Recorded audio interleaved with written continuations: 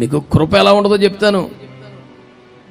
ఈ రామగుండం పరిచర్లు ఇప్పుడు ప్రపంచం అంతా మారుమోగుతున్నాయి. 2 తెలుగు రాష్ట్రాల్లో పరిచయం ఎవరికి చేయక్కర్లేదు. ప్రతి సంవత్సరం ఎంతోమంది వచ్చి నేర్చుకుని బలపడుతున్నారు. ఎంతోమంది సేవకులే తమ కుటుంబంతో, ఆస్తులతో, పరిచర్లతో పరిచర్కి అప్పగించుకుంటున్నారు. ఇన్ని రకాలుగా వ్యవహారం ఉంది కదా.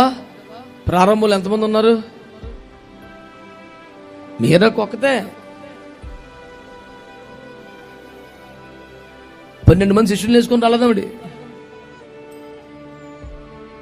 మరి ఆత్మీయ తండ్రి గారు పంపిస్తే ప్రార్థన చేసి ఒంటరిగా వచ్చేసింది. మీరు జిఎం అంటే గ్లోరియస్ మినిస్టర్ ఉంటారు. జిఎం కాలనీలో దిగారు. దేవునికి స్తోత్రం.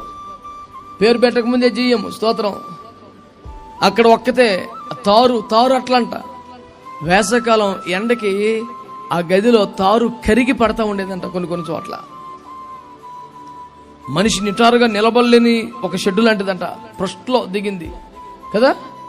ఆ చిన్న దాంట్లో ఉంటూ మంచి కుటుంబంలో పెట్టి అందరూ ఎంప్లాయీస్ అయ్యండి, తాను కూడా జాబ్ చేస్తూ సుకుమారంగా పెరిగి కష్టమేంటో బాధ ఏంటో తెలియకుండా అల్లారు ముద్దుగా పెరిగిన ఒక యవ్వన జీవితం దేవుని పిలుపుకు లోబడి ఒంటరిగా యవ్వనస్తులుగా ఈ ప్రాంతానికి వచ్చి